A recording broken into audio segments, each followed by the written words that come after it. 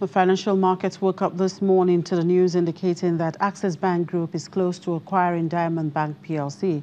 In morning trade, our business correspondent reported that shares of Diamond Bank was in the green as investors tried to take position pending when the central bank comes out with detailed information on the proposed takeover deal.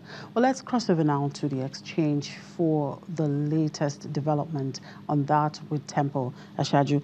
Good afternoon, Temple. Well, information reaching us is that a detailed information of the content of the takeover deal between Access and Diamond Bank has been sent to the exchange, although it's not yet official. But can you tell us what you are hearing at the moment?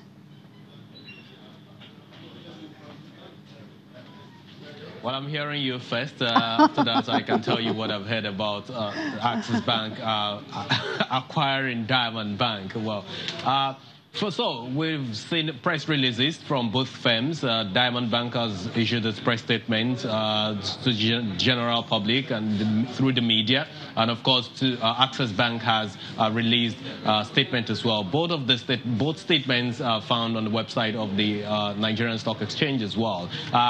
Going through the details of the mergers, we understand that Diamond Bank shareholders are to receive a kind of consideration of 3 naira 13 kobo per share, comprising 1 naira per share in cash and, of course, by way of allotment of 2 new Access Bank ordinary shares for every 7 shares that a holder has in Diamond Bank. And we understand that this will lead to the eventual non-existence of Diamond Bank listing on the Nigerian Stock Exchange.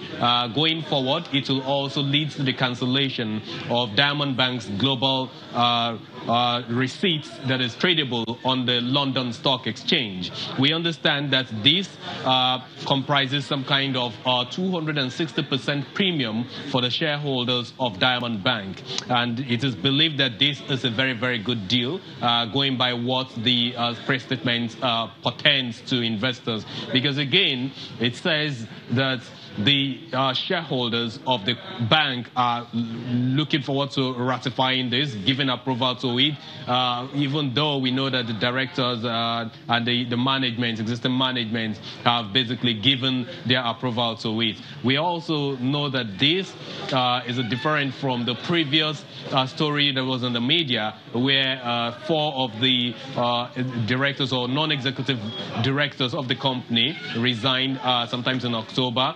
And in November, they put out a letter to the company and, of course, to the regulators comprising the Nigerian Stock Exchange, the Securities and Exchange Commission, the Central Bank, and a couple of other regulators, talking about the need for the company, that's Diamond Bank now, to be recapitalized. But then it required the approval of board of directors. However, these non-executive directors were said to be out of the board at that point in time. Basically, it looks like with this press statement, the issues around corporate governance leading to the acquisition, mergers and acquisition of Diamond Bank is now a thing of the past, except if we see a litigation from the part of some of the shareholders, which we know was also in the media way before now. But then going forward, this statement is what might begin to shape the status of Diamond Bank. The bank will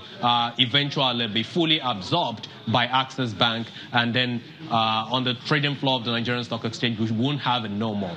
But given the kind of picture or posture that this press statement has given about the acquisition, the mergers and acquisition, the share price of Diamond Bank is about 10% high right now in the market, way more than 1 naira compared to 95 kobo at which it closed on Friday. But the deal, going by what the press statement talked about, has to do with the closing price of the company, which was 87 kobo as at Thursday, the 13th of December 2018. Chimezie. Just wondering, shouldn't the shares of Diamond Bank be placed on a technical suspension for now?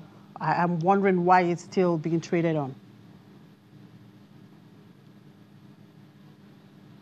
So We're yet to get a reaction from the Nigerian Stock Exchange, and because, again, this is not a form of capital raising where you're going to be saying, say, a rights issue or a private placement. It is a mergers and acquisition, and further decision will be taken on this before we'll now know how the share price will be affected, and if a technical or full suspension will then be placed on it, so that the ramping up of all of these tenets of the deal or the provisions of the deal will then be actualized. Chimezie. All right, thank you very much, Temple, for those updates. An enabling business environment in Africa will not only promote growth, but also offer more business opportunities in the continent. This is according to the chief economist and partner at PwC Nigeria, Andrew Nevin. Mr. Nevin, who was speaking on the sideline of the just concluded Intra-African Trade Fair in Cairo, Egypt, believes that there is more unofficial trade among African states.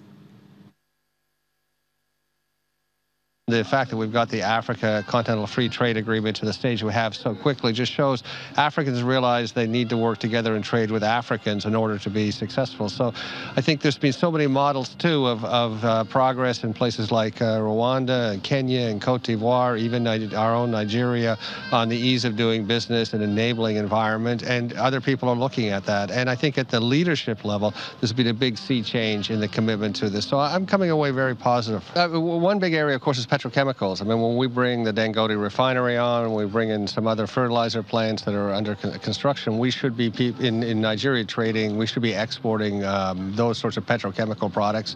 There's obviously agro-processing. I mean, to the extent that we can make things in Nigeria that can be shipped in the local region, whether it's vegetables that are being processed or pasta that's being produced, that's all coming along, that kind of light agro-processing manufacturing.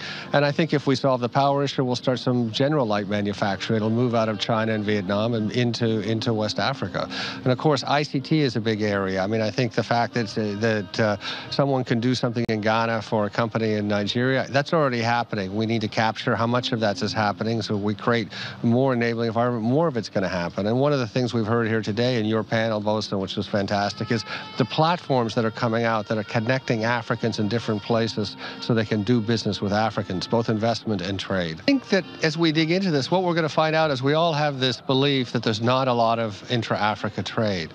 But our view is the reason we have this belief is because the official figures say that. And actually, as we dig in, we're going to find out there's probably more unofficial trade among Africans than there is official trade. And it may be in some corridors and some products that really surprise us. So I think one of the big things is let's find out more, to get better data about what's happening in the unofficial trade.